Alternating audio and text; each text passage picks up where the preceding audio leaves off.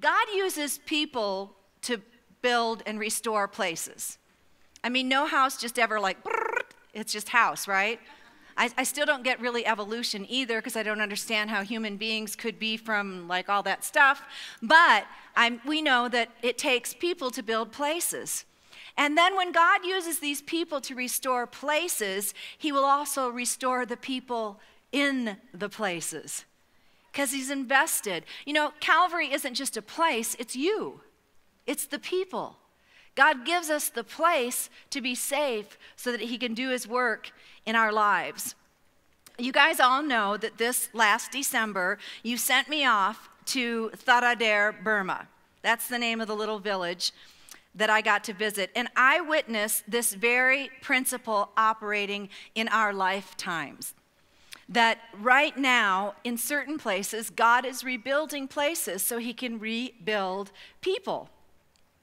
And this village has been burned to the ground 3 times since World War II. The last time was in 2010, so it's pretty recent. And the church we visited had recently been rebuilt with a pastor who refused to leave the place because he would not leave the people either. These are amazing human beings like Nehemiah, and they exist today. And I want you to see the church we visited. Reload Love.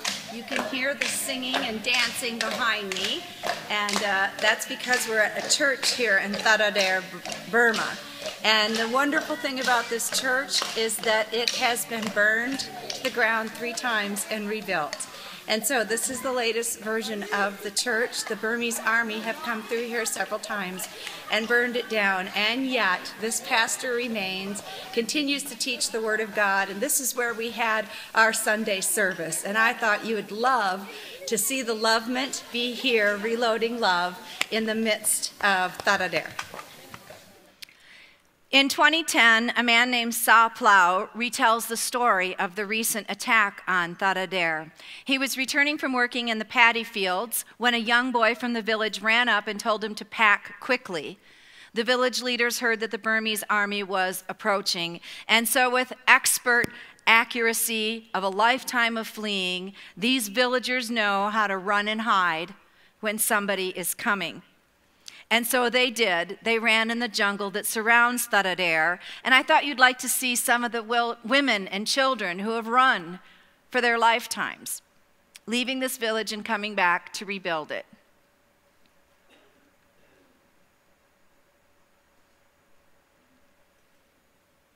Throughout the night, Sa Plau saw smoke rise on the horizon while the sound of mortars echoed through his village. And he said, "I knew our lives were being burned to the ground." Sure enough, when they finally reached the village, the remains of their church, their school, and 35 homes were still smoldering. And he says it was one of the best churches in the Karen state. And I want you to see inside the church.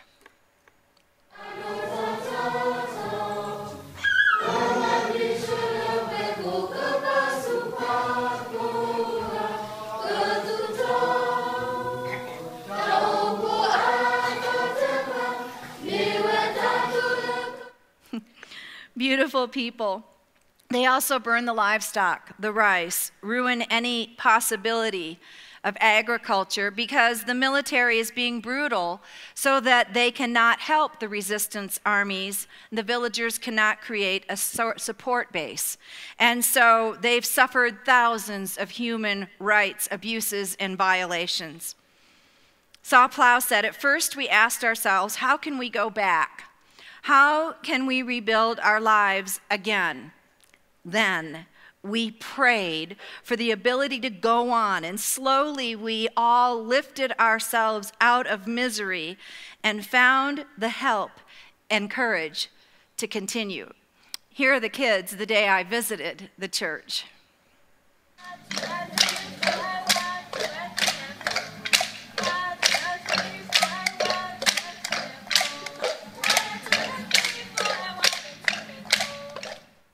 So if they've been alive since 2010, 4 years? Those kids have hidden and run from their churches, from their schools, and from their villages. Someone smarter than me said, there are no hopeless situations, only people who've grown hopeless about them. Maybe that describes you with your prodigal child. This morning I met a woman who'd had a heart attack 2 weeks ago. Was so proud of her for being here to let God build her back up. I met someone else whose financial woes are so deep that I don't know how God's going to provide, but I trust that he will. And that's what Live Hopefully is. Here is the hope in Nehemiah part 2. God is faithful to every generation. Isaiah 51:8 says, my righteousness will be forever, and my salvation from generation to generation. God is not done now. God is not done in Tharader. God may have been the God of Abraham, Isaac, and Jacob. And as we see in this text, he's the God of Zerubbabel, of Ezra, of Nehemiah, over 500 years after Abraham and his crowd. And when I was in Tharader, I realized God is faithful to places I've never heard of and can barely pronounce. Do you know the Karen state in Burma, and there are several nation states around Burma, and that's what the conflict is. You have the Shan and the Wa and the Karenni and the Karen, and there's all these tribes, the Naga tribe, and all of these nations, we might call them tribe, existed.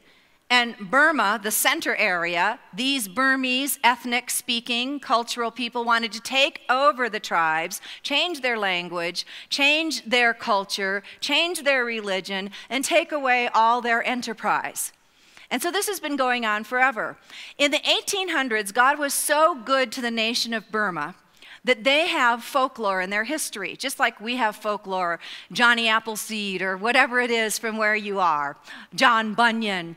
And their folklore goes way, way back, that a father had 3 sons, and all 3 sons had tablets on how to live. One of the sons was a light-skinned son, and his tablet was golden. And the other 2 brothers didn't want to follow the laws of the golden tablet, so he left. And when he left, the nation no longer had prosperity. There was no joy. Things were bad. And so the nation of the Karen people were waiting for this light-skinned brother to return with the golden tablets. In the 1800s, missionary Judson arrived on the shores of Burma. And guess what? He had golden tablets, or at least a gilded Bible. And they were so ripe and ready for the word of God that in the Karen country, this nation, they are inordinately Christian compared to others. And they have been witnessing to the nations around them. Thanks to Judson, he might be Abraham for them.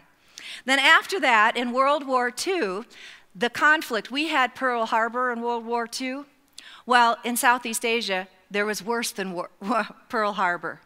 And so the Japanese were invading, and the English sent this man in the middle, and his name is Hugh Seagram, and he came in to help protect the Karen people and to fight away the Japanese. And the Karen people and the Karenni and others were promised, if you will fight with us, with the English, against, and the Burmese, against the Japanese, you can have your nations. You can keep your tribes, you can keep your language, you can keep your land.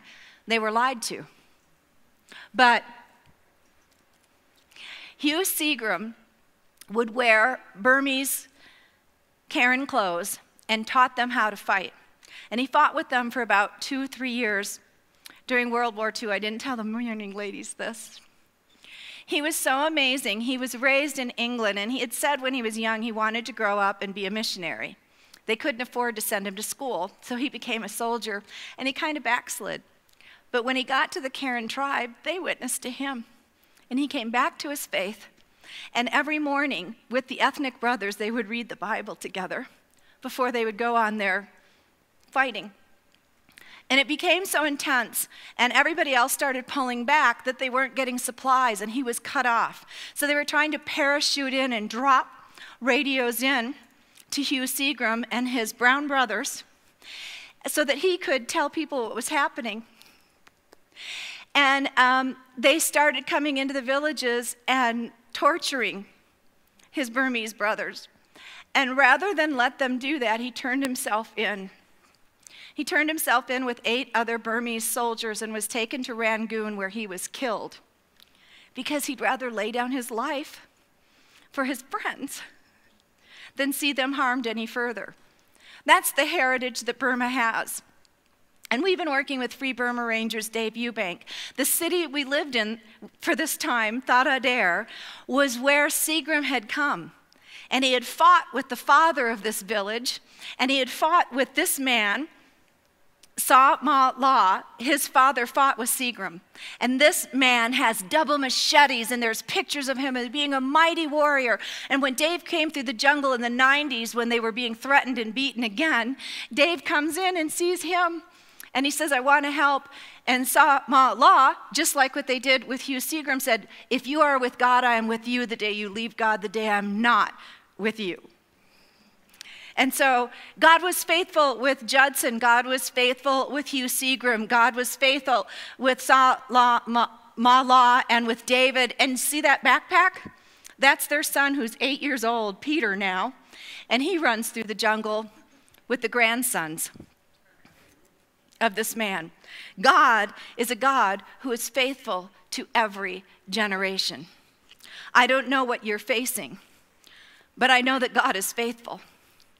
And if he can send people all the way to a place that, honest to goodness, I don't know how we ever made it in. And I don't know how we made it out of there. It was way harder than anyone ever explained to me, but God had people who could do that would preach the gospel to them. Psalm 145:3 says, God is the Lord and greatly to be praised, and his greatness is unsearchable. One generation shall praise your works to another and shall declare your mighty acts. Now, I'm just here to declare the mighty acts of Judson, of Hugh Seagram, of Sa Ma La, of Dave, of little Peter, to say to you, I didn't do anything but go to this village and witness what God is doing in the village and brought for them some fresh supplies. We had the honor of seeing all the medicines that were going to be given out during this missionary venture, and we knew that Reload Love provided them. I didn't change the world. I didn't change Burma. I just brought reinforcements in for people who have been changing lives for decades.